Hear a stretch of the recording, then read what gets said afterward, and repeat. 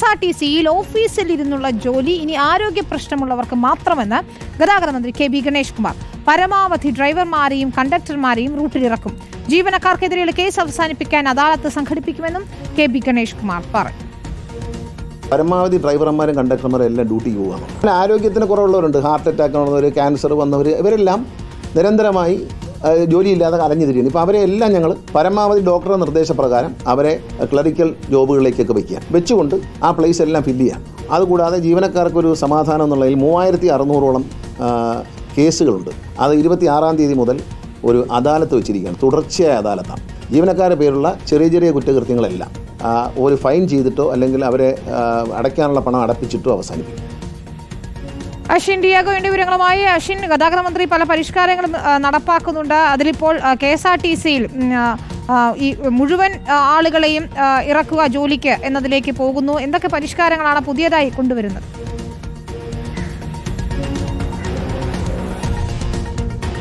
വിനിത, KSRTCയിലെ നഷ്ടം കുറച്ച് ലാഭത്തിൽ കൊണ്ടുവരുന്നതിന് വേണ്ടി പലതരത്തിലുള്ള നടപടികളാണ് KSRTCയിൽ ഗതാഗത മന്ത്രിയുടെ നേതൃത്വത്തിൽ നടത്തി വരുന്നത്. അതിൽ ഏറ്റവും പ്രധാനപ്പെട്ട നടപടികളിൽ ഒന്നാണ് ഈ മാക്സിമം KSRTC ബസ്സുകളുടെ സർവീസ് നടത്തുക എന്നുള്ളത്. അതിനുവേണ്ടി ഇനി മുതൽ അതായത് മറ്റ് ആരോഗ്യ പ്രശ്നങ്ങളില്ലാത്ത എല്ലാവരെയും KSRTC ബസ് ഡ്രൈവർ കം കണ്ടക്ടർമാരെ മാക്സിമം തെരുവുകളിൽ ഇത്തരത്തിൽ സർവീസ് നടത്താൻ ഇറക്കുക എന്നൊരു തീരുമാനത്തിലേക്കാണ് KSRTC എത്തിയിട്ടുള്ളത്. ആരോഗ്യ പ്രശ്നങ്ങൾ ഉള്ളവരെ മാത്രമായിരിക്കും ഇനി അതർ ഡ്യൂട്ടിയിലേക്ക് നിയമിക്കുക. പ്രത്യേകിച്ച് ക്ലറിക്കൽ ജോലികളിലേക്ക് ആരോഗ്യ പ്രശ്നമുള്ളവരെ മാത്രം, അതും ഡോക്ടറെ കൺസൾട്ട് ചെയ്തതിന് ശേഷം ആരോഗ്യ പ്രശ്നങ്ങളുണ്ട് എന്ന് തെളിയിക്കപ്പെടുന്നവർക്ക് മാത്രമായിരിക്കും അതർ ഡ്യൂട്ടികൾ നൽകുക എന്നുള്ളത്. മറ്റ് ആരോഗ്യ പ്രശ്നങ്ങളോ കാര്യങ്ങളോ ഒന്നുമില്ലാത്തവരെല്ലാം തന്നെ സർവീസ് നടത്തുന്നതിന് വേണ്ടി റോഡിലേക്ക് ഇറക്കുക എന്നൊരു തീരുമാനത്തിലേക്കാണ് KSRTC എത്തിച്ചേർന്നിരിക്കുന്നത്. മാത്രമല്ല, ഇവർക്കുള്ള ആരോഗ്യ ഇൻഷുറൻസ് പദ്ധതി കൂടുതൽ ശക്തമാക്കാനും ഗതാഗത മന്ത്രിയുടെ നേതൃത്വത്തിൽ തീരുമാനിച്ചിട്ടുണ്ട്. അതിനുവേണ്ടി നോമിനി അടക്കം എത്രയും പെട്ടെന്ന് തന്നെ അറിയിക്കണം എന്നൊരു മുന്നറിയിപ്പ് കൂടി ജീവനക്കാർക്ക് മന്ത്രി നൽകുന്നുണ്ട്. മറ്റൊരു പ്രധാനപ്പെട്ട കാര്യം ട്രാവൽ കാർഡുകൾ സംബന്ധിച്ചിടത്തോളാണ്.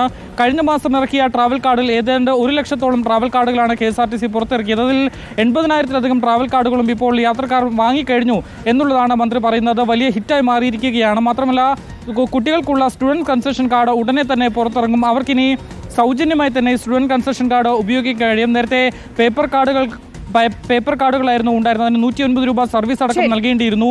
ഇനി മുതൽ എന്തായാലും അത് നൽകേണ്ടതില്ല. കുട്ടികൾക്ക് 1 മുതൽ 12 വരെയുള്ള കുട്ടികൾക്ക് സൗജന്യമായി KSRTCയിൽ ഈ കൺസെഷൻ കാർഡ് ഉപയോഗിച്ച് യാത്ര ചെയ്യാൻ കഴിയുമെന്നുള്ളതാണ്. മറ്റൊരു പ്രധാനപ്പെട്ട കാര്യം, ഭിന്നശേഷി ആളുകൾക്കും ഇത്തരത്തിലുള്ള കാർഡുകൾ ഇറക്കുന്നു എന്നുള്ളതാണ്.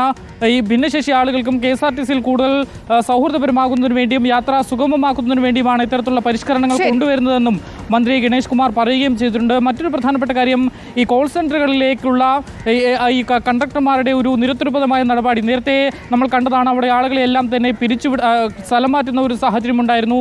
ഇത് ഇനി തുടരാൻ കഴിയില്ല എന്നുള്ളതാണ്. ഓഫീസ് വർക്കുകൾ കൂടുതൽ KSRTCയിൽ കുറയ്ക്കുന്നു എന്നൊരു തീരുമാനത്തിലേക്കാണ് ഇപ്പോൾ KB ഗണേഷ് കുമാർ എത്തിയിട്ടുള്ളത്. അതുകൊണ്ട് തന്നെയാണ് കോൾ സെന്ററുകൾ പുറത്തേക്ക് ഔട്ട്സോഴ്സ് ചെയ്യുന്നത് എന്നടക്കമുള്ള കാര്യം. ജനോപകാരപ്രദമാകുന്ന രീതിയിലുള്ള നടപടികൾ തന്നെയാണ് വരുന്നത് എന്നാണ് അശ്വിൻ ഡിയാഗോ റിപ്പോർട്ട് ചെയ്യുന്നത്.